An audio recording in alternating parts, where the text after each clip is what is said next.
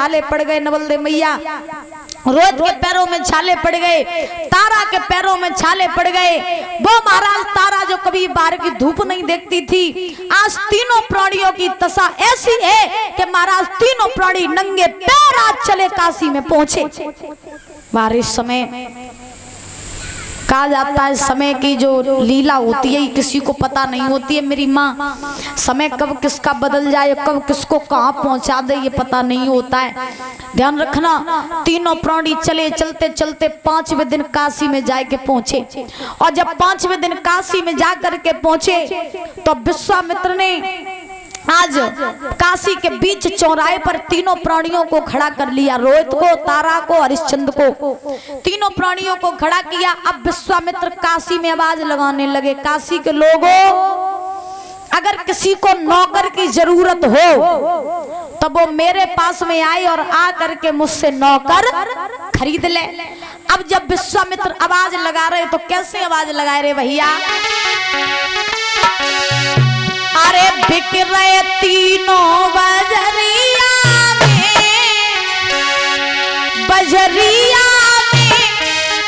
भैया मच गो सोर नगरिया में, भैया मच गो सोर नगरिया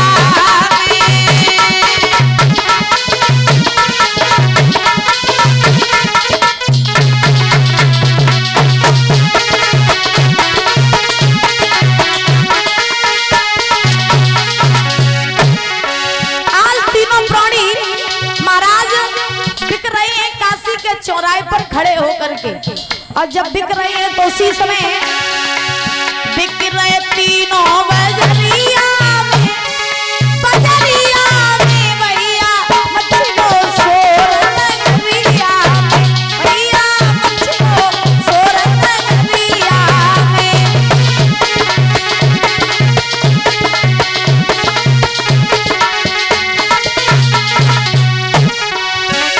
अरे कोने लीनी रानी और कोने लीनो राजा, कोने लीनी रानी और कोने लीनो राजा,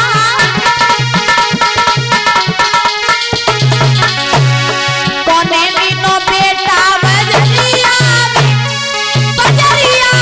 भैया मच गो सोर नगरिया में, बोलो मच गो सोर नगरिया में।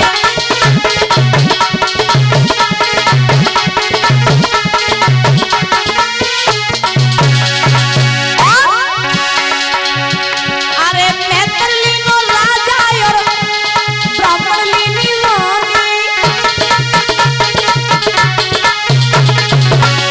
अरे मैत्र लीनो राजा और ब्राह्मण लीनी रानी, ब्राह्मण लीनो बेटा बजरिया में भैया मच गो सोर नगरिया।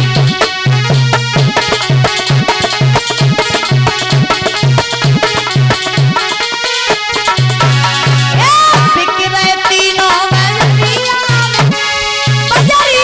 में भैया मच गो सोर नगरिया।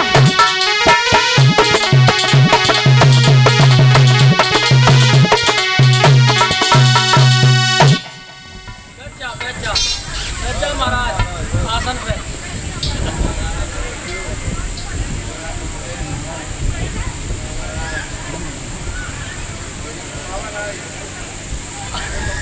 आसन पे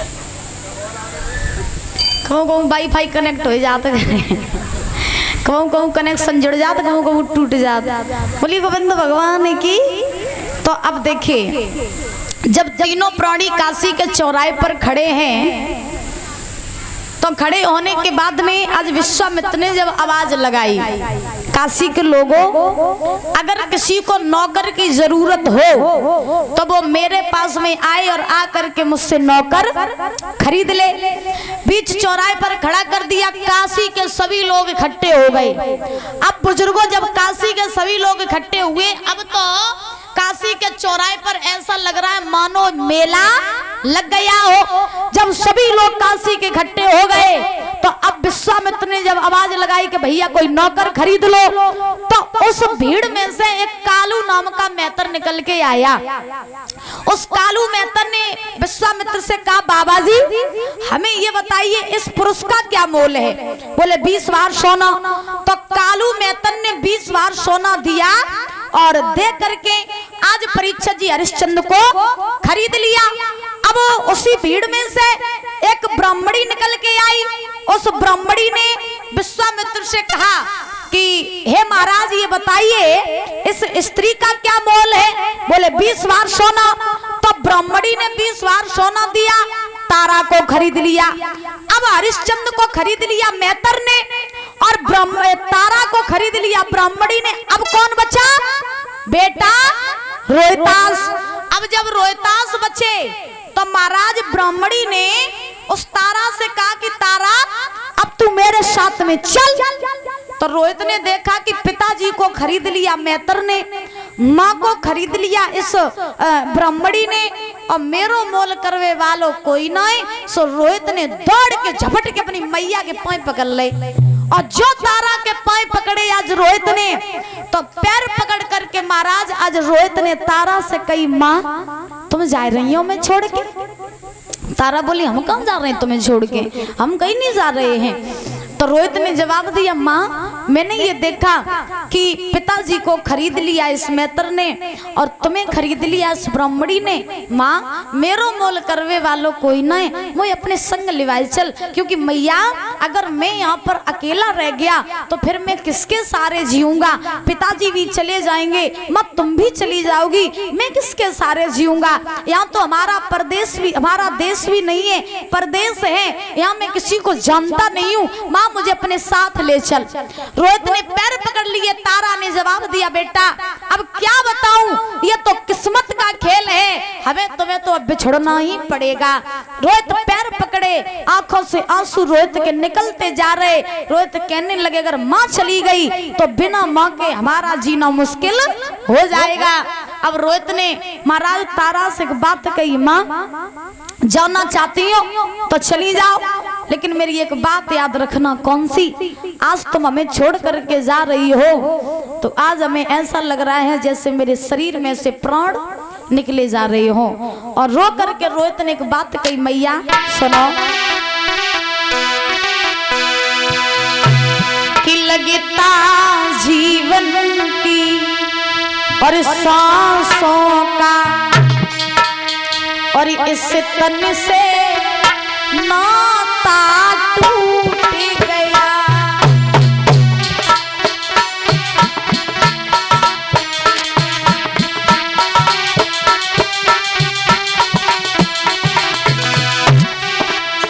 माँ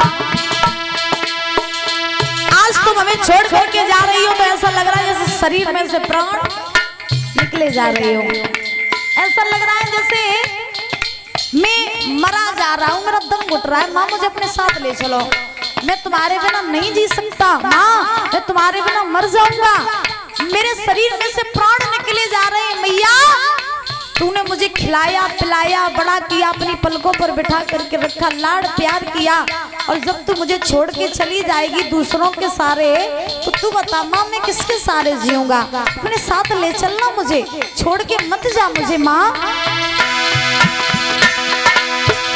लगता जीवन की सांसों का इस तन से नाता टूट गया। भैया ना जाने कौन सी भूल बनी, परमेश्वर हमसे रूठ गया।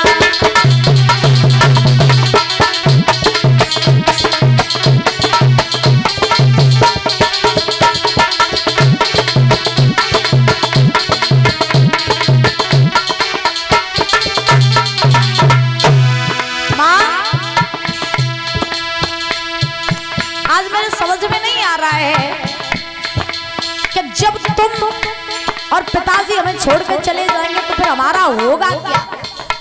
और माँ एक बात तुम्हें पता है, चलिए तुम खूब जाओ, हम तुम्हें रोकेंगे नहीं, लेकिन एक बार अपने पुत्र की तरफ देख करके जाना कि तुम्हारा लाला छोटा है, और जब तुम हमें छोड़ के चली जाओगी तो तुम्हारे बिना तुम्हारा पुत्र जिएगा कैसे। माँ सुनो, जाने से पहले अर्ज मेरी, तेरा बेटा छोड़ो छोड़ो,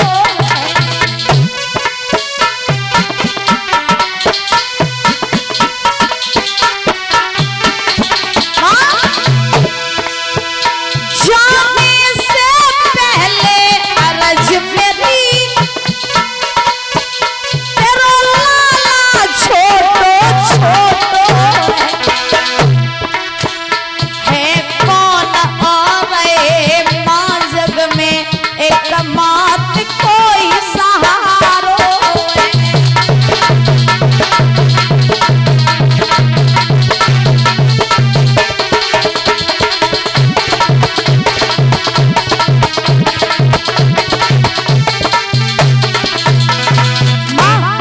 एक बात तुम्हें और बताएं,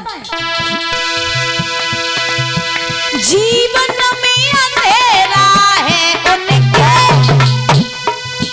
जिन्हें माँ का सहारा छूट गया।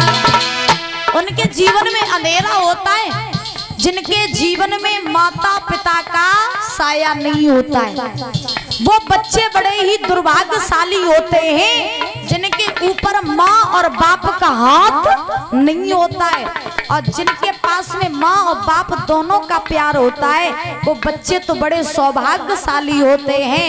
यही बात महाराज रोहित ने अपनी माँ से कही, माँ मैं तो इतना सौभाग्यशाली था जो मेरे सर पे माँ का भी हाथ था, पिता का भी हाथ था, लेकिन माँ आज तुम मुझे छोड़ के जा रही हो तो तुम्हारा बेटा कैसे तुम्हारे बिन जिएगा।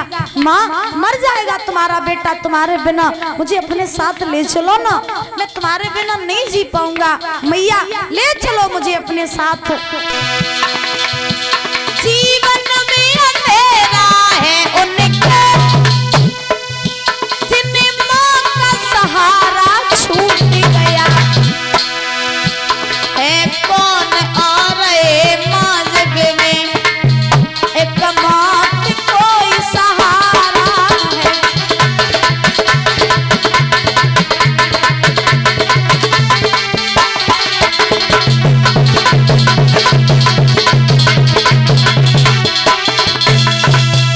आज रोहित ने जवाब दिया, माँ मुझे अपने साथ ले चलो, मैं मर जाऊंगा तुम्हारे बिना नहीं रह पाऊंगा, ले चलो ना मुझे अपने साथ। जब ये बात कही रोहित ने तो ध्यान रखना एक बात हम आपको बता दें दादा, क्या संसार में माँ का और बेटे का जो संबंध होता है वो संबंध बड़ा ही पवित्र होता है, वो रिश्ता बड़ा ही पवित्र होता है, क्योंकि माँ एक ऐसी होती है जो कभी भी अपने बच्चों को दुख में नहीं देख सकती। माँ ऐसी होती है कि बच्चों के ऊपर जब दुख आते हैं तो आने से पहले उन दुखों को अपने ऊपर ले लेती है, ये होती है माँ। और माँ से बड़ा योद्धा संसार में कोई भी नहीं होता है।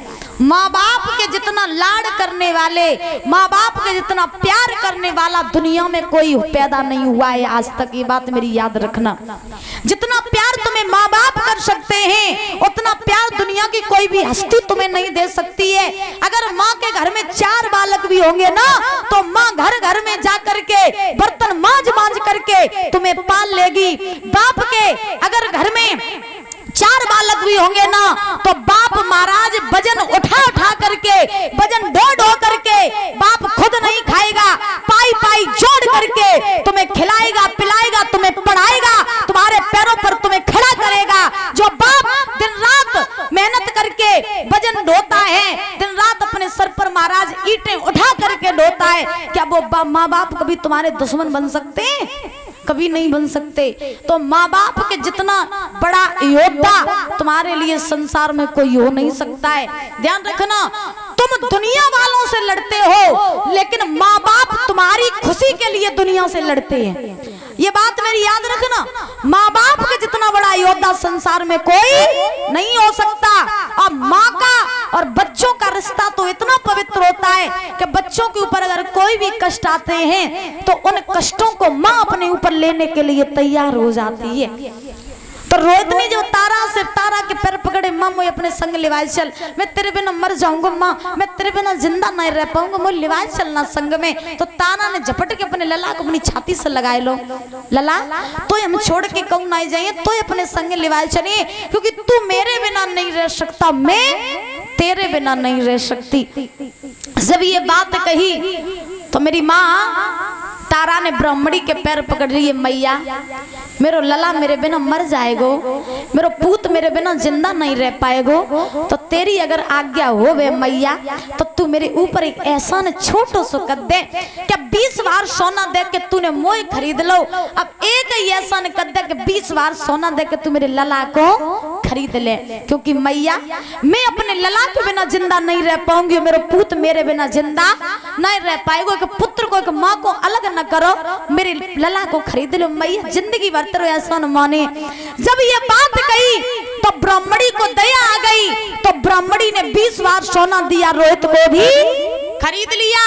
अब रोहित को भी जब खरीदा तो ध्यान रखना, हरिश्चंद्र ने जो मैतर के हाथों बिक गए थे, उस कालू मैतर ने हरिश्चंद्र से कहा, हरिश्चंद्र चलो मेरे साथ। तो हरिश्चंद्र जब उस मैतर के साथ में चलने लगे तो हरिश्चंद्र के मन में इतना कष्ट है, हरिश्चंद्र इतना कष्ट उनके मन में है कि जब हरिश्चंद्र चले तो उन्होंने दोबारा मुड़ करके तारा अपने पुत्र की तरफ नहीं देखा।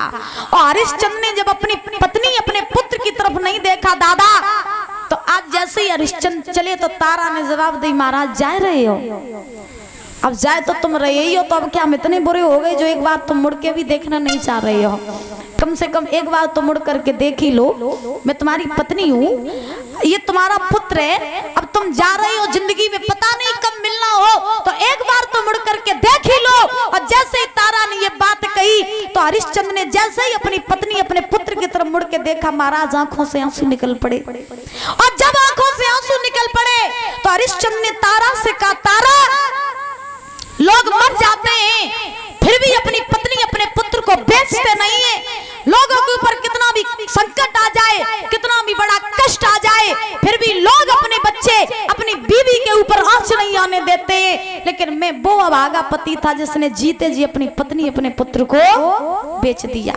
मैं बहुत दुर्भाग्यशाली पति था जिसके ऊपर कष्ट आए तो कष्टों में उसने अपनी पत्नी अपने पुत्र का सहारा लिया। तारा अब हमारा तुम्हारा संग बस यहीं तक का था, हम भी अब जा रहे हैं, तुम भी अब जा रही हो, अगर हमसे कोई भी भूल हुई हो तो हमें क्षमा कर देना तारा, क्योंकि हमारी तुम्हारी किस्मत में बस यहीं तक का मिलन था, हमारा तुम्हारा बस यहीं तक का संग था। और जब हरिश्चंद्र ने ये बात कही आंखों से आंसू निकल